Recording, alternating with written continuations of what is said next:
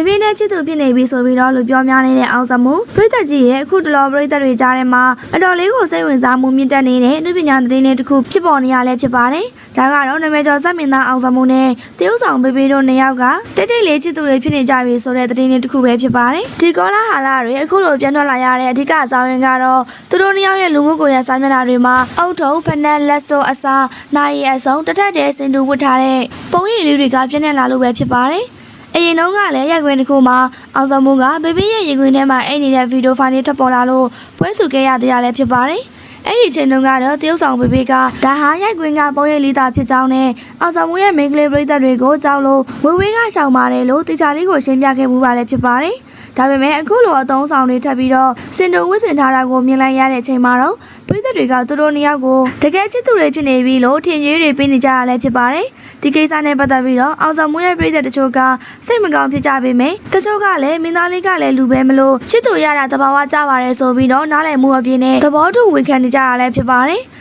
နောက်တစ်လုံးမှာတော့သူတို့နှစ်ယောက်ကအဆိုပါစင်တူပုံရိပ်တွေကိုလူမှုကွန်ရက်ပေါ်ကနေပြန်လည်ပြချသွားတာကိုမြင်တွေ့ရပါတယ်။ကဲပရိသတ်ကြီးတို့ကရောသူတို့နှစ်ယောက်ကိုချစ်သူတွေရဲ့ဖြစ်နေတကယ်ပဲသဘောတူလားဆိုတာမမေရဲ့အမြင်လေးကိုခေါ်မမရေးသွားပေးခဲ့ကြပါအောင်ရှင်။တားဖြစ်သူနဲ့မွေးနေ့တူလို့ဝမ်းသာနေရတဲ့နိုင်ရှင်မြင့်မို့ပရိသတ်တွေအားလုံးမင်္ဂလာပါရှင်။လိုက်ပြီးရင်မှာနိုင်ရှင်မြင့်မို့ကတော့လက်ရှိမှာဝေဖန်မှုတွေနဲ့ကြုံတွေ့နေရတဲ့စက်မင်းသားအောင်စမှု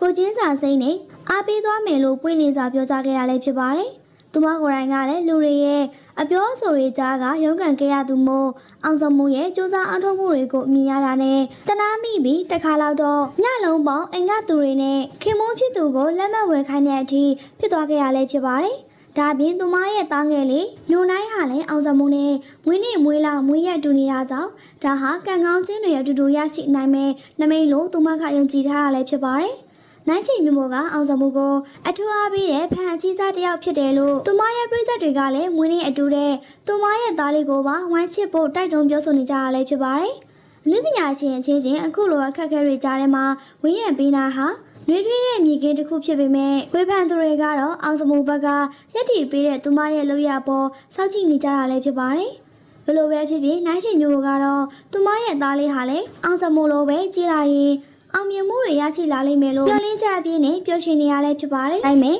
မကြိုက်ရင်လည်းမကြိုက်ဘူးဖြစ်သွားနိုင်ပါတယ်။အဲ့လိုဆိုပေမဲ့လည်းပရိသတ်တွေကိုအရန်ချစ်တဲ့သူကြီးပြီးစိုင်းရင်မိုးကမစိုးနဲ့တော့ဆိုတဲ့မျက်နှာပေးလေးနဲ့ပဲခက်ပြုံပြုံကြီးလုပ်ပြီးတော့ဒီကိစ္စကိုကြည်ကြည်နက်နက်အဆုံးသတ်လိုက်တာလည်းဖြစ်ပါတယ်။အဝါပြီးလိုက်ရတဲ့ဖန်ကလေးကတော့တကယ်ကိုကံကောင်းနေမှာပဲနော်။ပွဲငားတာလူကိုအဖက်မလုပ်တဲ့အောင်ဆောင်မှုကြောင့်စိုင်းရင်မိုးကိုငားဖြစ်သွားတယ်ဆိုတဲ့ကန်ရိုက်စောတဲ့ဇသမီလောကမှာအခုတလောလူပြောများဆုံး